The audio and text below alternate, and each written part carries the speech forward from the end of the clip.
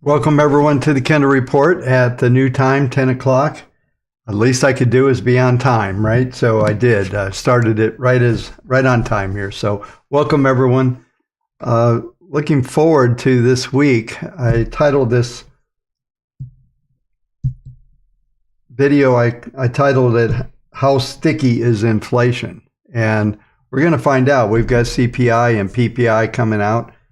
And so it's going to be another interesting week. That'll be Wednesday and Thursday this week. And so they keep throwing everything at this market.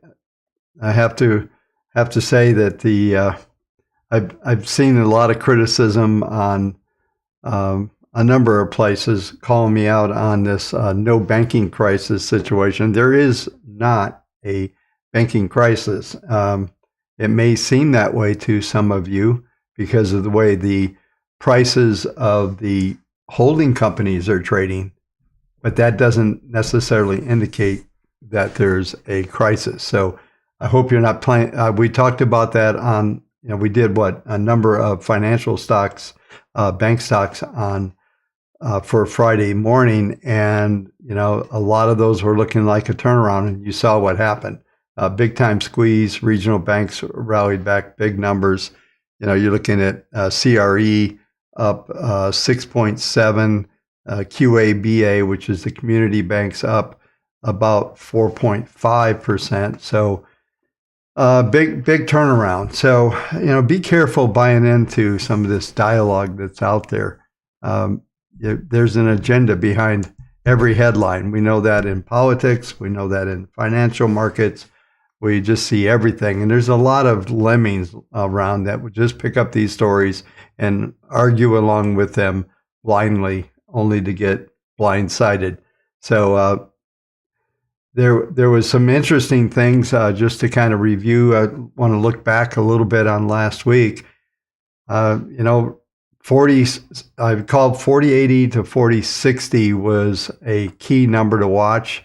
We never broke down below 4060, I believe 62 and change. We'll look at this in a minute here when we go through the technicals, but that was the perfect call. And all of a sudden we're just back at 4150.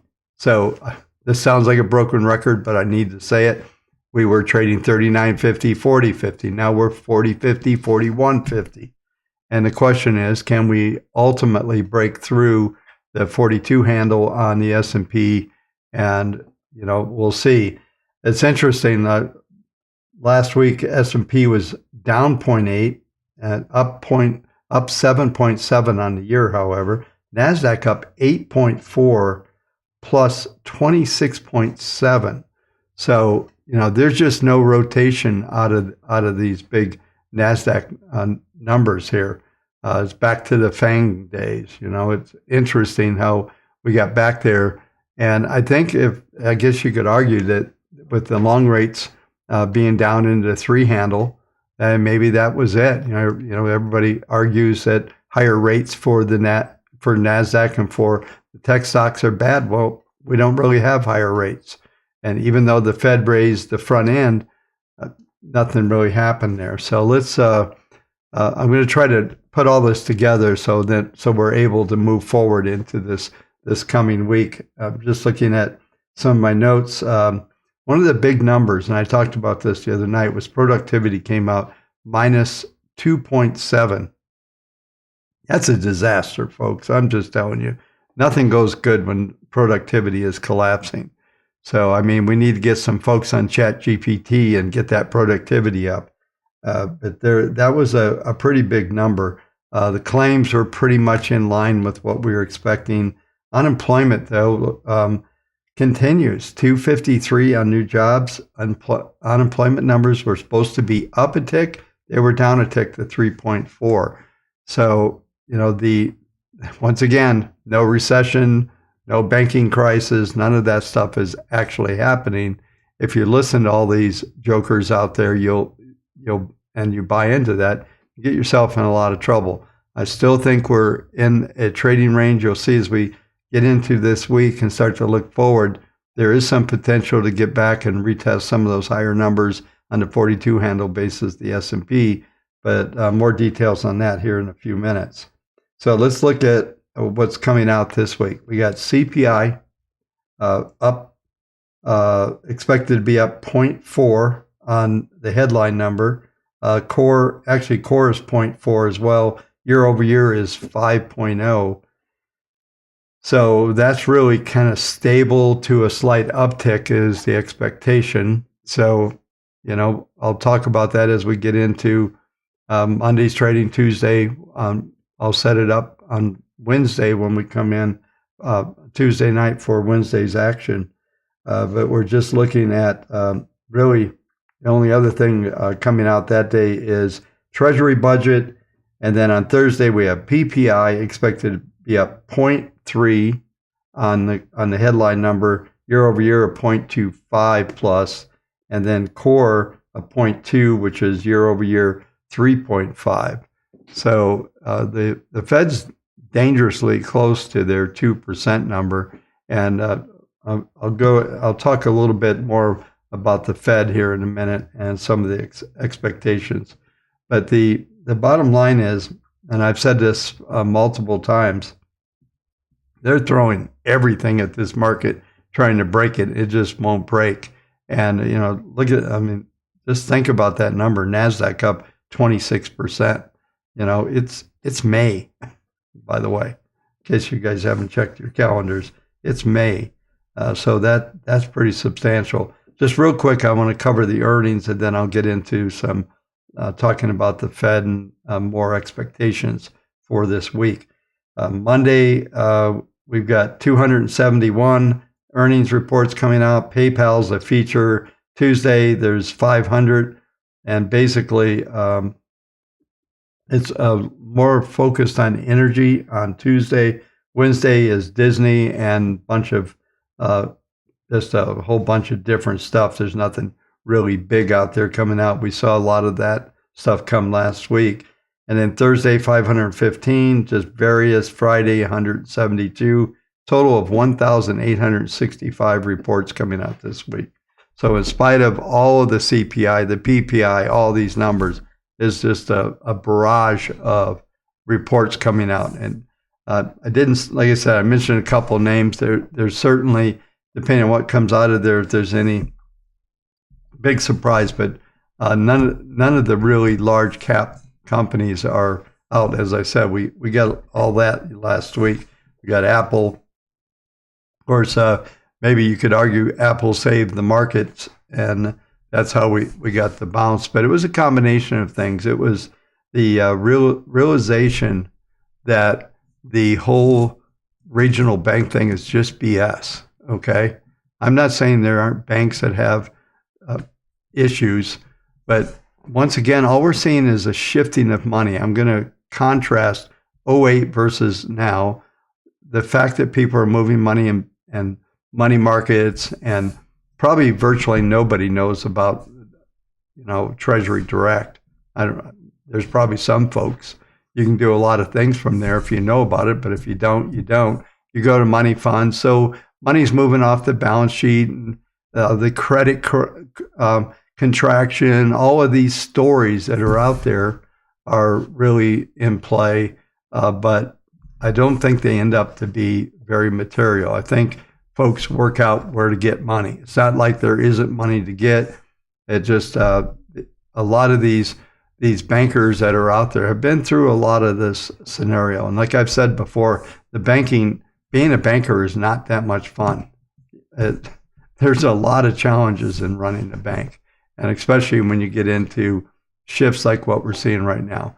Will there be more problems? Probably. Will the algos be able to play some things up? Maybe, but I think finally there was a pretty good squeeze. Folks that are trying to play that shorting game learned a lot last week, and I think that's always interesting. I love the short sellers because those are guys that have to buy. I love sometimes there's just trades. I'll flash back just a quick story. When I went on to the Pacific Options Exchange in the early 90s, I was a big futures derivative guy. I was going to go down there and teach these guys how to trade. And I remember one guy telling me, well, sometimes there's just trades you have to do. And I'm like, hey, listen, I'm an independent trader. I don't have to do anything. Well, if you get into market making, you find out a whole lot of things that you didn't know before. And there are trades that you have to do. And the short sellers also, they have a lot of trades they have to do. And that squeeze was pretty substantial. So they caught a whole lot of folks believing in the BS that there was a banking crisis. So we'll see. There's still noise to be out there. So one last thing, two things I need to talk about before we get into the technicals tonight is one is the debt ceiling. We got to talk about that. There's a meeting with McCarthy and the president on, I believe, Tuesday. They're probably going nowhere. Janet Yellen is out blabbing her mouth going, this will be a catastrophe. And, it's interesting. There's nothing that the president or the Treasury can do. So don't blame us. Okay. It's the blame game, right? And so we've seen this this thing so many times. Are they going to raise it? Sure they are. Are they going to get some concessions? I guess they will, or I don't know how far they're willing to walk on the plank here to see how far things will go. But we're going to get a deal, and life is going to go on. And that's just so just know that they'll throw some noise around. Maybe there'll be a day where there's some kind of the algos get a hold of a story and they drive the market up or down. We'll see what kind of games are played. But just know, be really careful. You have to pay attention to the algos. A classic example was Friday, because that bid just wouldn't go away, right?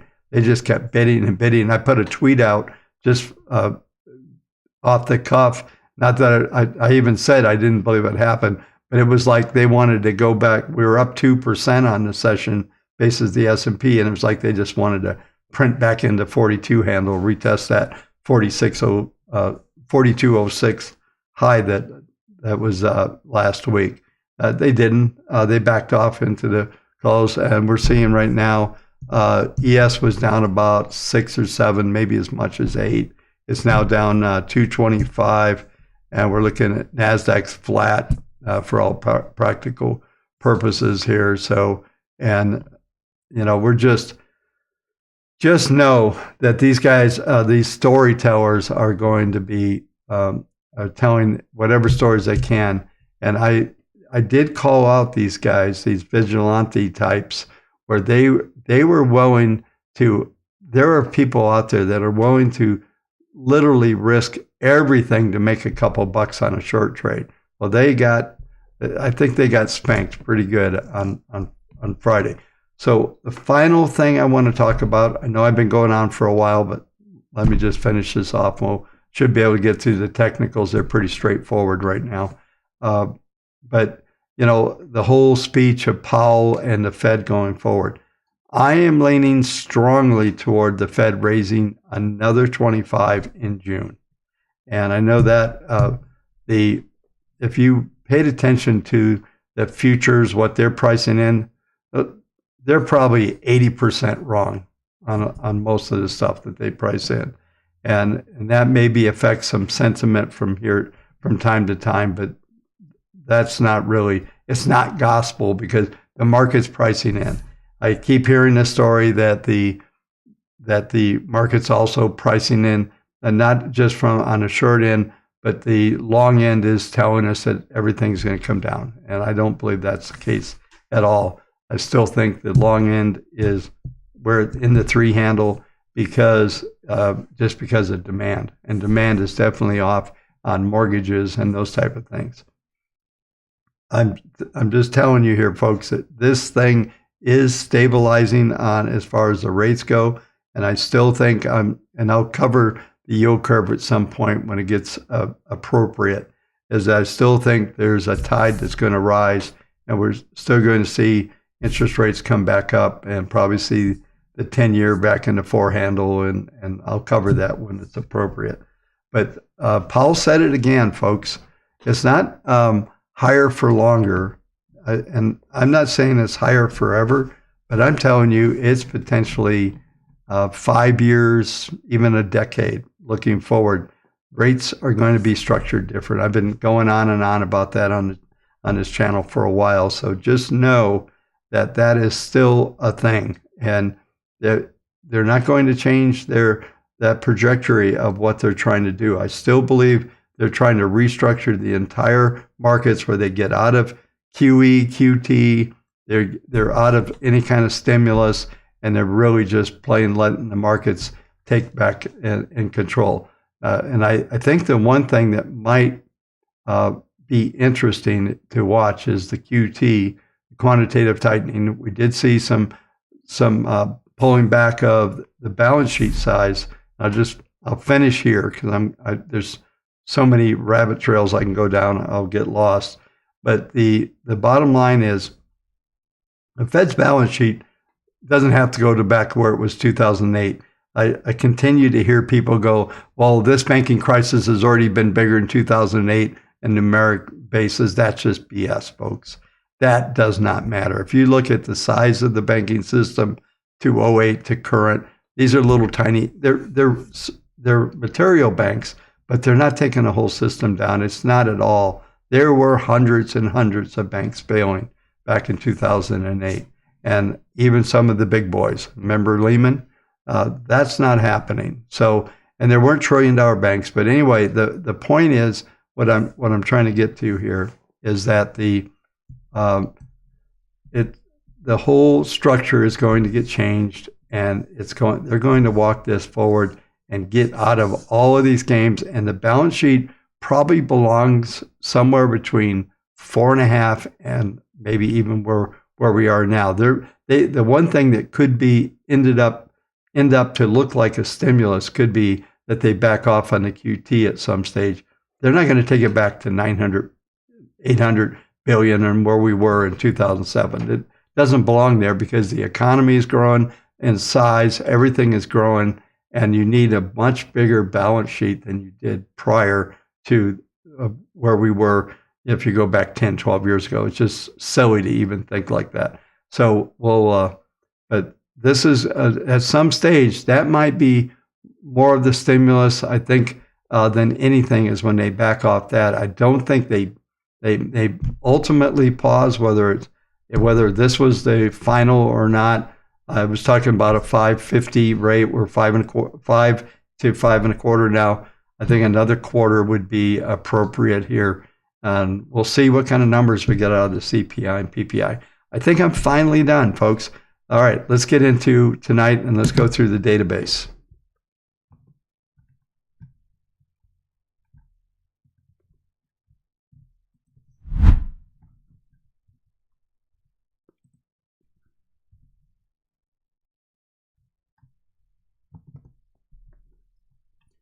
All right, so we'll start with the short-term database.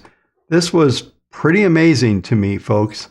I've watched this database every day since it was first developed, which was 1996, okay? It's grown a lot. I remember when it used to be about, the total database was probably under 5,000 when we first started.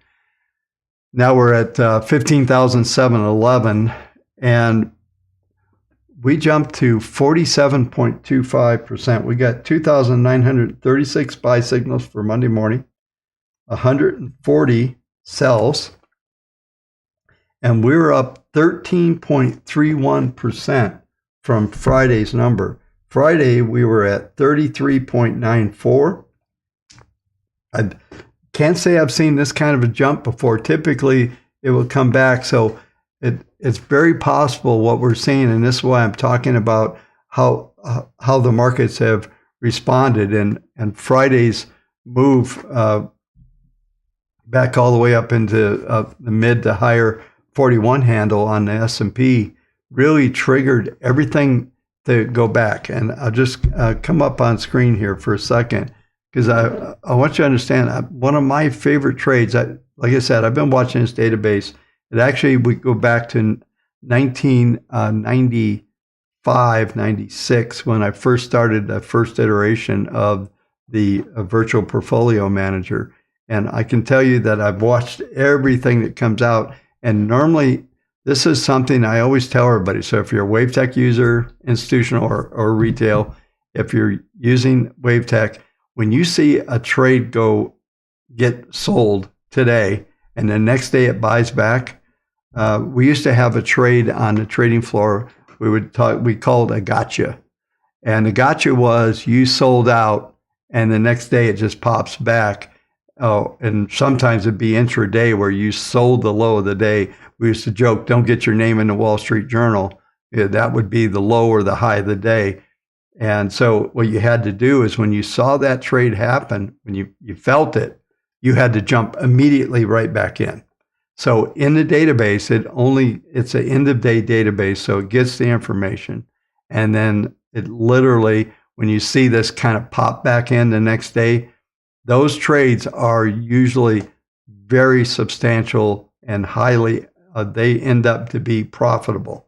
Doesn't mean they're going to go up 30, 40%, but those trades, when it gets that, it's like a whipsaw, right? You sold and now you're buying back in. And most people that see this, just freeze up and go, well, I sold out, and they're still thinking about selling out, and they're not thinking about the event. So this talk is primarily for those of you using the system. Now, most folks that are running portfolios should be using the intermediate trades, not the dailies. But there's a lot of action here in the daily, and there's some things to get from that. So let me go over to the weekly stats here real quick, just so you can see this. So we got 471 buy signals, 854 sells. So we had a slight downtick. We went from 65 and a half roughly. These are rough numbers, down to 63.86. And I talked about this on Friday night, that my expectation was we'd probably pull back a little bit, especially if we closed over 4,100, right? Well, we definitely closed over 4,100. Goes, all the way up at 40, I think 41.49. The cash market was over 4,100, which would be more of the effect here. But this is substantial. It just shows the stability of these trades on the intermediate level. And we'll just play along this week. We've got, like I said, a lot of earnings reports coming out. So it's not about the indexes always.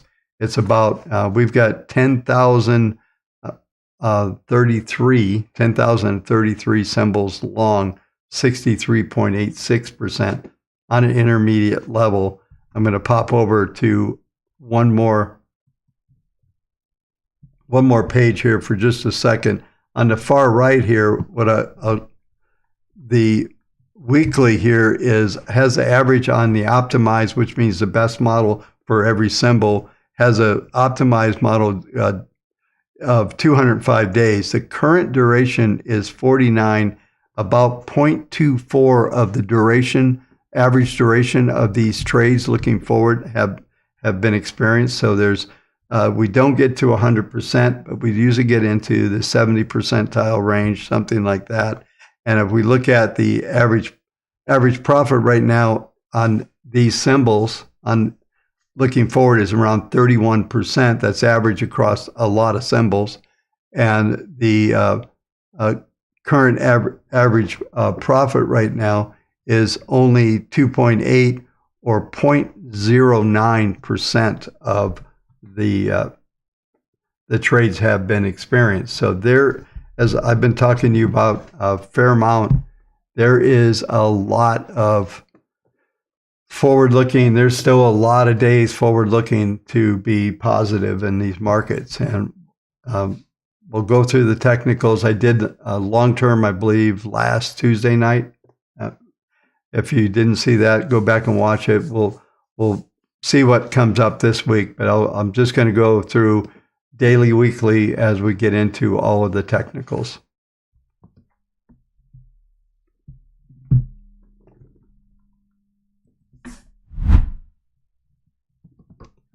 All right, so we'll start off with the hourly chart as always, and hourly still got an upward slope here. You can see the PPMs are flattening off, but even flattening off, they're still staying positive as we come in. There's no real, it looks like they'll stay flat into the London Open. I wish I had a crystal ball that I could get you to give you what's going to happen here next, but it looks like this upward slope angle of attack is still good. So there's still some upward bias here. All of the PPMs, the one that's really, really interesting is the very bottom here is the PPM 200. That's on the 200 period moving average. Now this is 200-hour moving average, but it's just super accelerating. And if you looked over this, right over here where my cursor is, let me draw something in here because those of you who have the indicators, watch for this. Sometimes this trade, this 200 trade is just amazing, but I'm going to draw an arrow here. But if all of these, and this is one of those events that happen,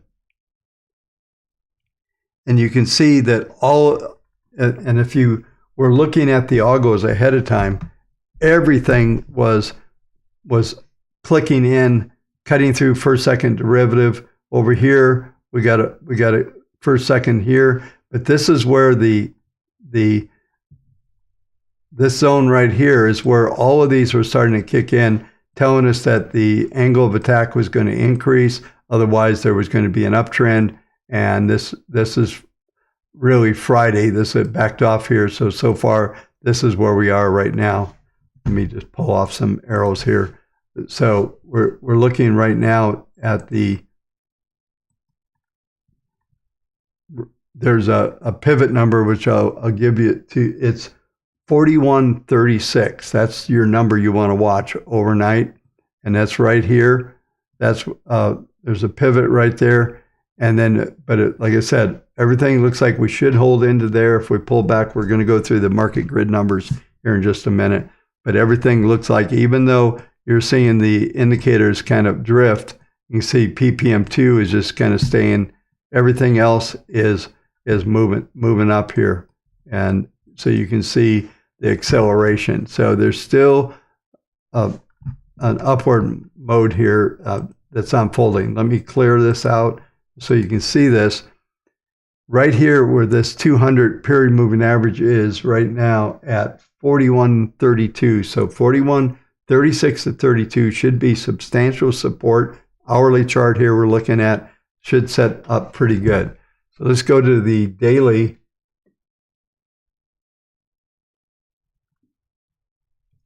So daily's got some interesting, I'll blow up this indicator here. You can see that it looks like we're going to get a boost here. And in fact, it looks like the PPM1 is trying to get up to maybe a 0.7.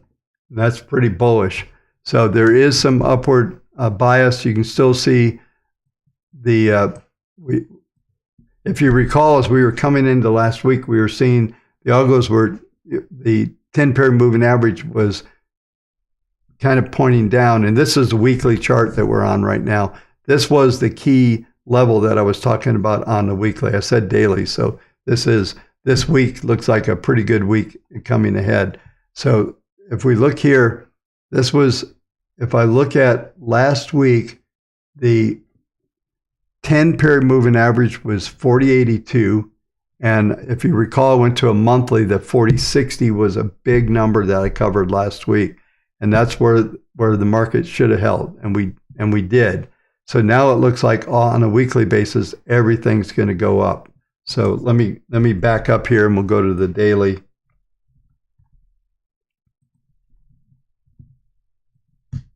And daily, we saw the market grid turned up. That was something I talked about the other night. We do have, interesting enough, in this pattern, we've got some Fibonacci targets here. I do not think they'll be in play at the moment. We look at the grid right now, S1 4133. That's awesome because that's right where I was just talking about on the hourly, that 200 and the 10. All those are coming in right there at 36. That pivot number came in at 36, 4136, 4133, and now here we have 4131 is the daily 10. And the only thing here is the daily 10 is flat. So it has some vulnerability. We also have the 21 in here. It's up just slightly.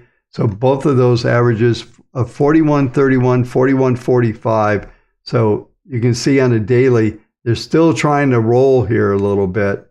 And I think this is potentially, if we can't break above that 4206 number that we printed last week, and we could print more sideways here. There's I told you about this island projection up here. That's what it's ended up to be. And sorry, I thought it was on the daily, so we started off with weekly. So let's just go back to weekly now for just a second, because there's the weekly has 3 fib targets that are still valid out there. That's 4259. So that would be, if we took out 4206, that's probably your extreme number. It also is printing up there in the market grid for a weekly. You're looking at R2, which is interesting, 4205 retest of last week's high, 4234 R3, 4260 is RXT. So RXT would be also that same Fibonacci number on the upside there.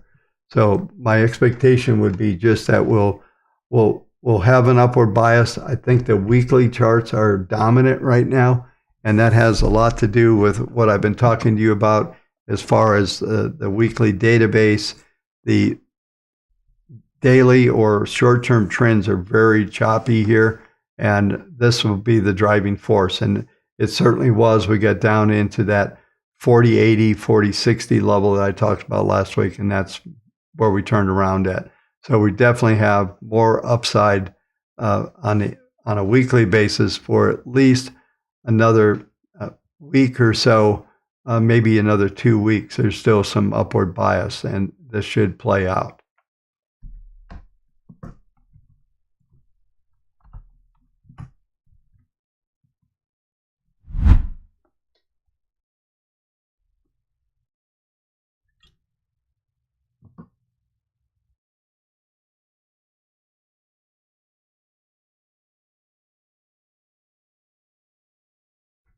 All right, so we'll get into the NASDAQ here.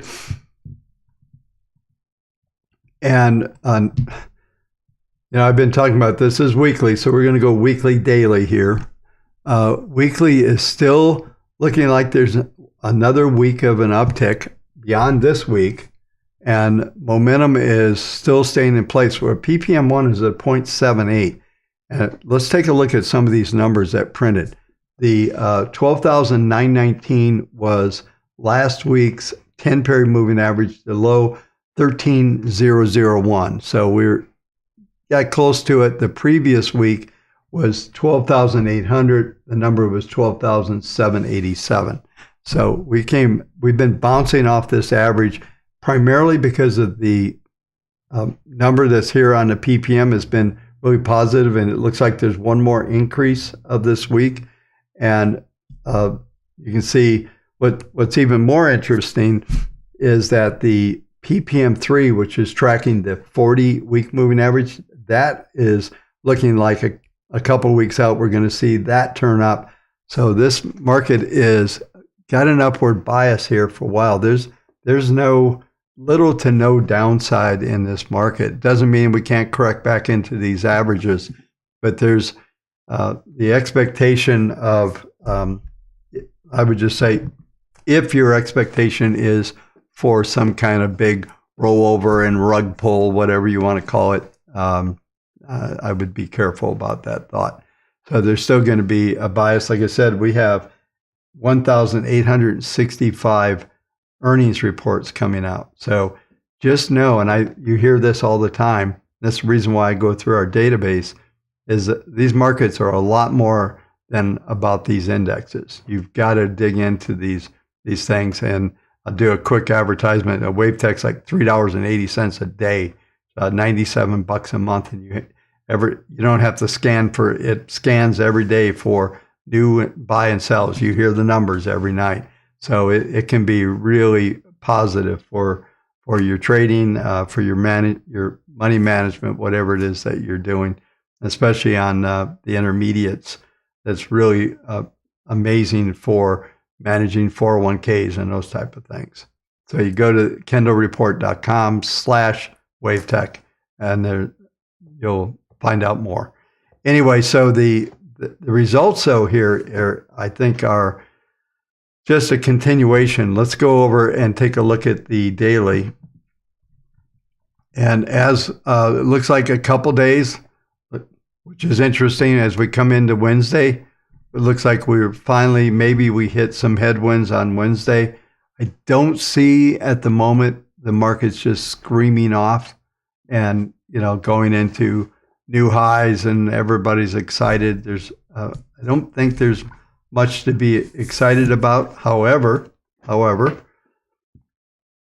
with these 1,800 plus earnings reports coming out, maybe there's some nuggets in there. Maybe market sentiment starts to turn and I've talked to you folks about this on every time there's an earnings report, is that we're really always looking at the numbers that come out usually are beaten by anywhere from 65 to 75% of the predictions and estimates that are out there. So like I always say, are these guys that bad? Is it by plan? Do they underestimate just so there's always a bid as we come into earnings? There's been, I'm just in the back of my mind, there's been very few earnings cycles that are negative. And I can go back to 2001 and other places, and there have been earnings cycles that are negative. But this particular cycle that we're in, I mean, you have heard, you folks, if you listen to any of this mainstream financial media, they've been telling you all years there's earnings compression, right? All this stuff. I mean, it's all wrong. You want to be right about the markets, just fade these people. It's really, really simple. Sometimes some of these trades are so easy, it's ridiculous. But what we're seeing really is, look at the earnings we got out of everybody. Google probably was the worst, but look at all these big tech stocks. Look at the earnings reports we're seeing. There's no negativity. It's not out there. So I won't go any deeper than that. But so for today, I think all of these, probably S1, potential R2 for S&P, for the NASDAQ. Those two are very connected. The Russell remains, out on its own, kind of floating on a raft somewhere with a paddle, no motor. So we'll go into that next.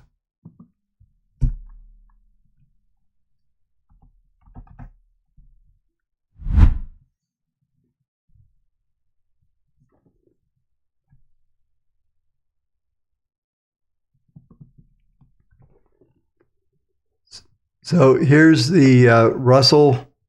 It's interesting because we did do something I've been talking about, even though, like I said, right now Russell was down 0.5 on the week, and it's down 0.1 for the year, with the NASDAQ up 26.7 and the S&P up 7.7. So it's big laggard, big time.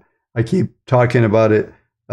At some stage, there's going to be a rotation, but most of this stuff, and the reason why you see this, I'm going to blow this up a little bit. The reason why you see this big reversal, why? Because we got the big short covering in the regional banks. These guys, there are a lot of these symbols in this index.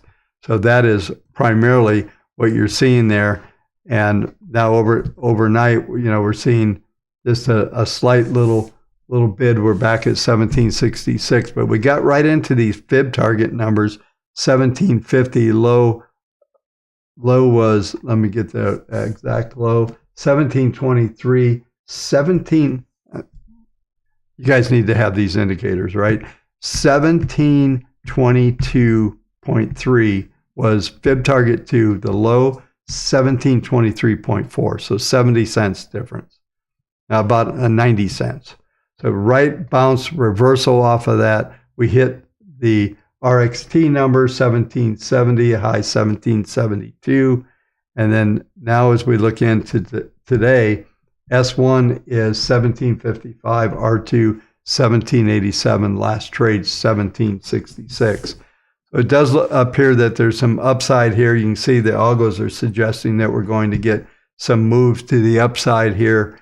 Across the board, the 200 is flattening out here, which is interesting. You can even see it slightly roll. That's the orange line up at the top here.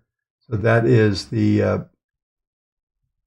that's going to be your ceiling, which right now is 1831. So somewhere 1815, 1830 is going to be heavy resistance here for sure. We'll take a look at the weekly. I'm not sure there's much here, but it's Sunday night, so that's my job, as they say. I'm just going to change this first indicator over.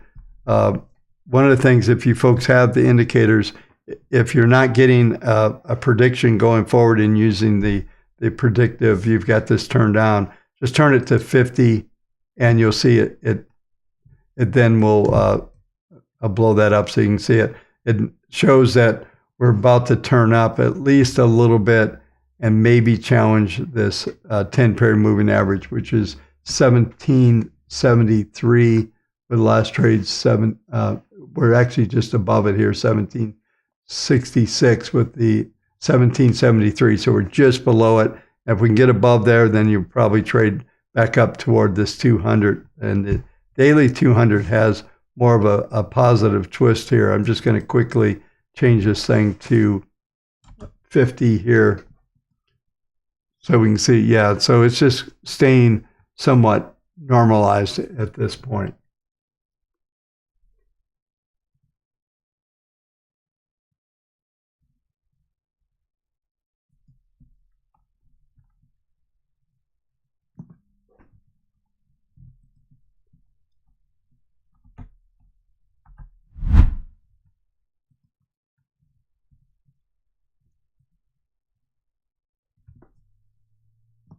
All right, next we'll cover the 10-year. Crazy volatility, I think, in this. I'm going to blow it up a little bit so we can see. What's interesting, we got some fib targets on the upside here, but we still have some downward pressure, some things going on. Right now, the PPM1 is at minus 0.09. I still think we trade in this range. Like if you looked at the 40 right now is, let me get these numbers up on the screen for you. 358 on the downside. The lower numbers around 352. We went out at 344. I think we rebound back into these ranges here, and we just stay put. Now these fib targets on the upside are interesting, but it may be an island. We'll see how it plays out. But we printed down into the fib target 2, and if I bring that up here. Fib target 2 was 330.2. The low was, let me get the right number, 329.6. So we basically traded down a fib target, rallied back up, went out at 344. I'm still stuck in this range. I don't see us getting out of this range here on the 10-year.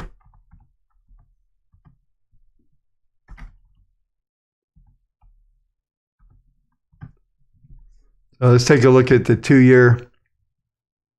It's interesting. I'll blow this up so we can just see this most recent configuration. So the 10-year is also looking to seek into this range. It's slightly out of balance here, so it wants to be back into this range here around 408, between the range of around 393 with extremes of 422. I think we just get in here and we settle in. The algos are suggesting a slight upside here. Nothing big. We do have a continuation of these fib targets that are out here is at 460, 5%. We'll just stick with the 460 as the extreme for right now. I don't really see it getting there, but that's pretty much everything that's there. I am going to cover the Dow tonight. I think it's time to take a look at the Dow.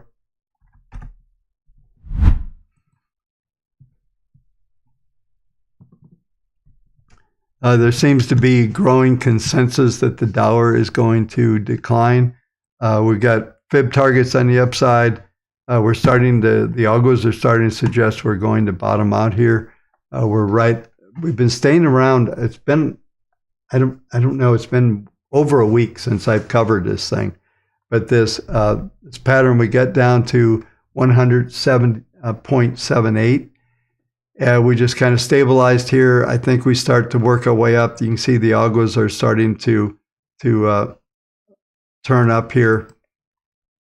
1 and 2, 3 is still down. We have a fib targets that are brand new as of today.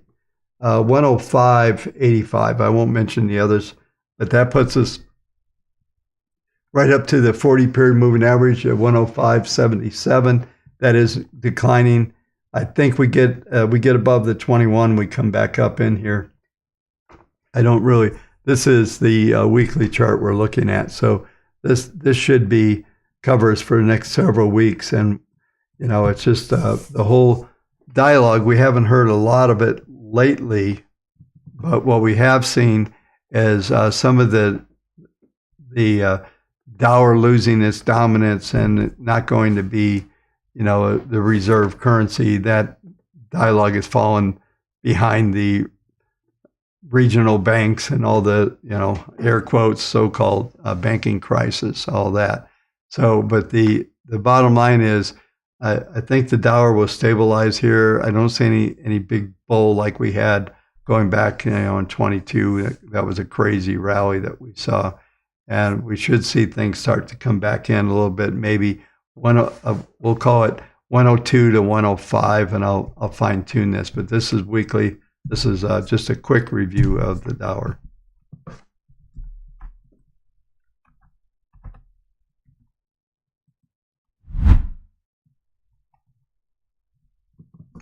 All right, so crude oil. Also crazy market here. A lot of this stuff was generated by the negativity in the banking crisis and the narrative that's out there that there's going to be a contraction of business credit, no one's going to be able to get a loan, all that kind of stuff. I don't think that's very realistic. I believe maybe it's harder to get a loan, but those who probably most qualify will get it. You just won't have, lower credit. And even from a corporate credit standpoint, there will be folks that won't be able to get it, but that doesn't mean that this is a cliff of some sort. And that's how it's being played out.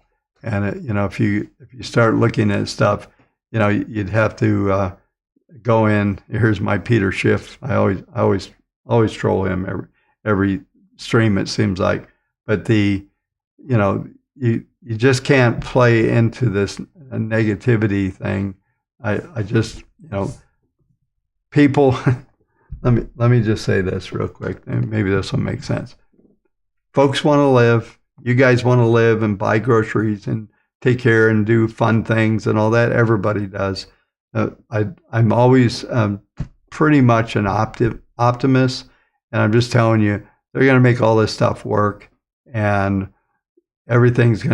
life will go on at 5%, 7%, 20%. I told you, us old guys like me, grew up. I started in the markets in '79, right before rates were going to 20, 25%.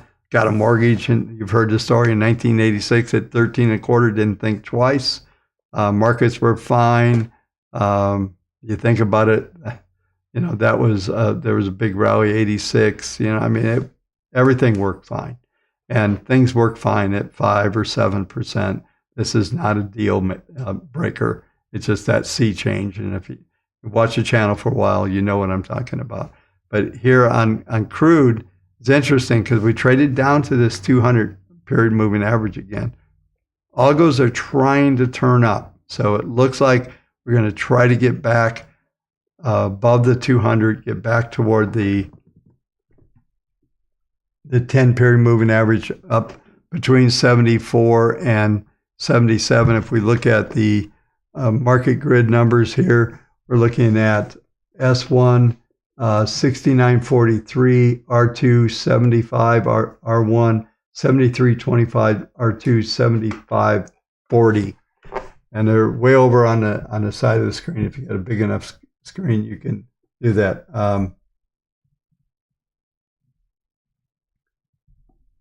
So this is this pattern looks just to be more of the same. We printed down, like I said, down, and this was the last banking crisis rumors.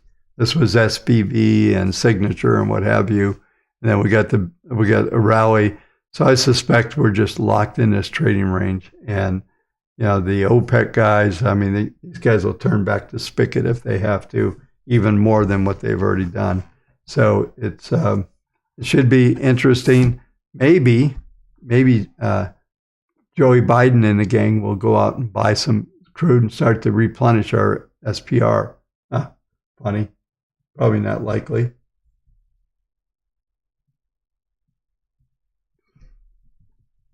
So yeah, let's move on. We'll get to gold. Really interesting patterns in gold. Here we go.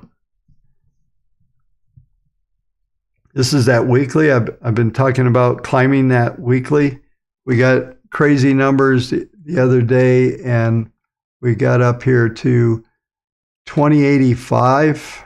And let me just zoom out. We still have these Fibonacci projections that are valid up here, and I mention them pretty much every Sunday night. 2167, 2304, and 2388. And you can see this upward slope is looking like it's about to peak out. We have probably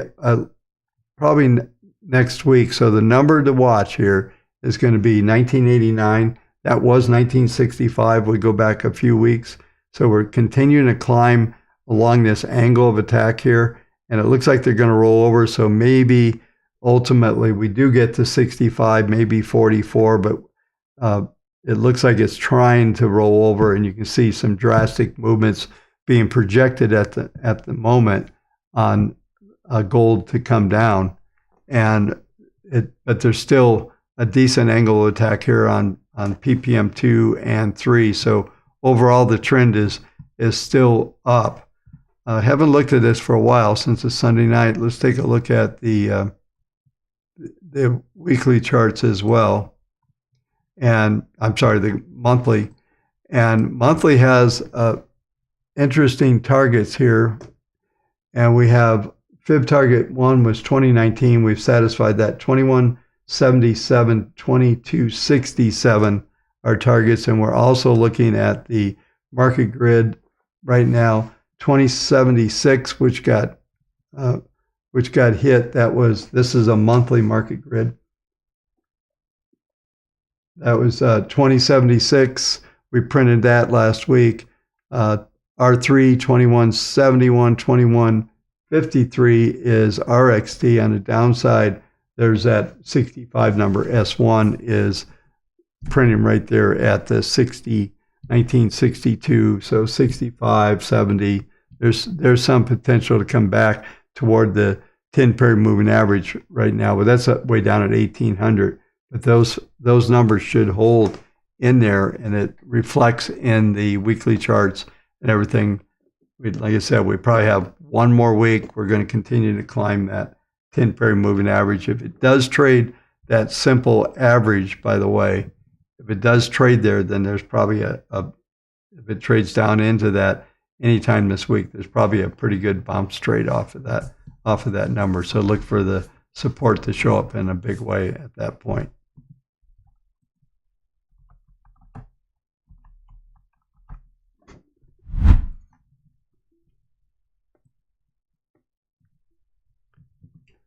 I guess I'll just stick with this number here, the monthly, and we'll start with Bitcoin here. And it's interesting because there is, I know I covered this a couple weeks ago, but there is a Fibonacci target here, high target 1 at 55,875. That's this number up here.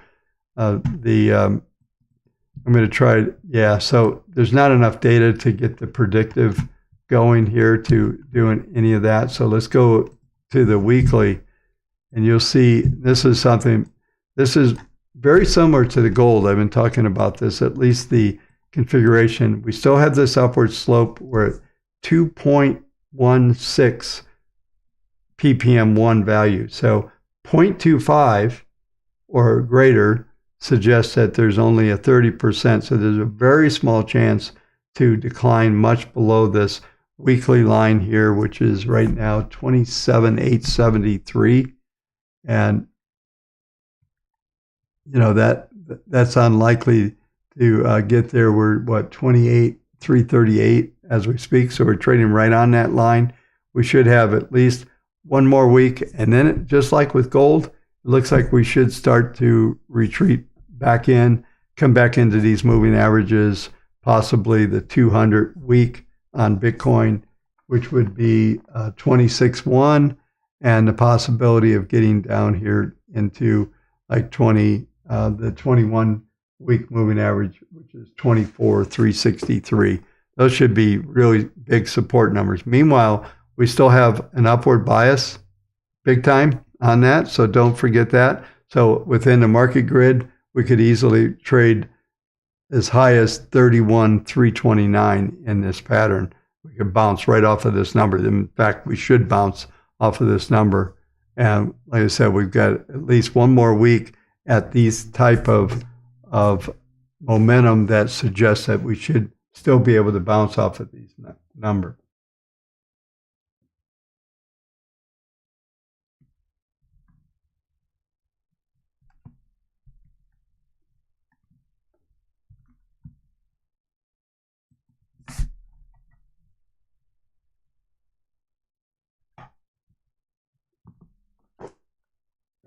Okay, folks, that'll do it. Thank you so much for this. Is a much easier start time for me. Life was much easier. I was actually started on the 2nd tonight. So thanks again for hanging out a little later with me. Those of you that are staying up a little later, I hope that'll be, yeah. So yeah, it looks like somebody's apologizing. No problem. No problem, Joel. We try to keep it nice and clean here. We just keep it clean, okay? There's no cussing by me or anything like that. I just, I certainly know how, trust me. But I'm not sure what you said, but let me just see what FF is asking. Real quick question here. Yeah, so exactly. When I show you the buy and sells, those are numbers for the next open. So the way that Wavetech works, it does everything. So you have to, it's an end of day process. So it gets all the data for Friday, says, okay, that reevaluates with all the models, runs all the rules, and said, if it was long, is it still long? Should it, or did something change? So that's when you get a bunch of sell signals, and that's for Monday's open on that. So whether it's a daily signal or a weekly, it's always the next day. Weeklies do one trade a week, Monday on the open, done for the week, to the following Monday on the open. So it's an intermediate viewpoint.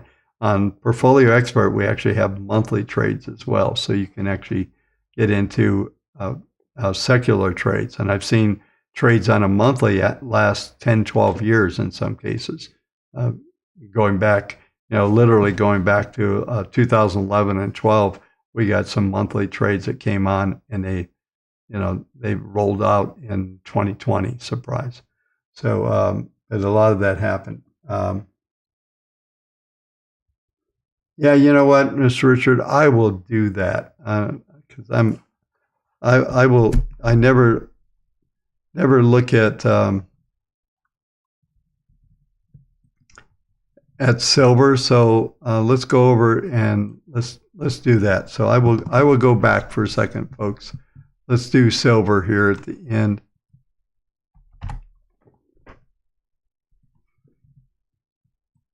So